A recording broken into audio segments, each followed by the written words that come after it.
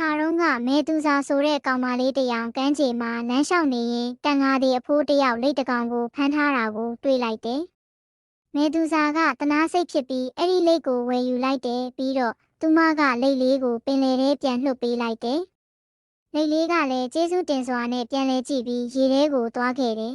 ။မဲသူစာရဲ့မွေးနေ့မှာဘွားဘွားကပရက်များလက်စွပ်တစ်လုံးလက်ဆောင်ပေးလိုက်တယ်။ဒါပေမဲ့သူမကတငယ်ချင်းနှစ်ယောက်နဲ့လှေစီးရင်လက်စွပ်ကိုမတော်တဆရေထဲကျသွားပြီးအယံဝမ်းလေးကငိုခဲ့ရတယ်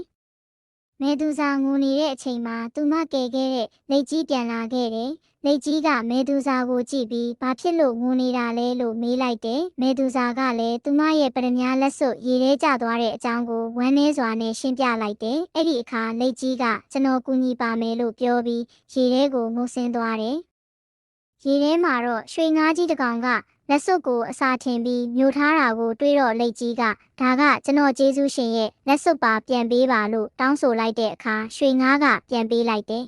။လက်ကြီးကလက်စွပ်ကိုမဲသူစာထံပြန်ပေးပြီးနောက်ရွှေငါးကြီးကိုတတိပေးဖို့ဆုံးဖြတ်လိုက်တယ်။တန်ငါသည်တယောက်ကမင်းကိုဖမ်းဖို့ကြိုးစားနေတယ်တတိထားပါလို့လက်ကြီးကပြောလိုက်တယ်။နောက်တစ်နေ့မှာတန်ငါသည်ကြီးကပင်လယ်ထဲမှာပိုက်ကွန်ချပြီးငါးဖမ်းလိုက်တယ်။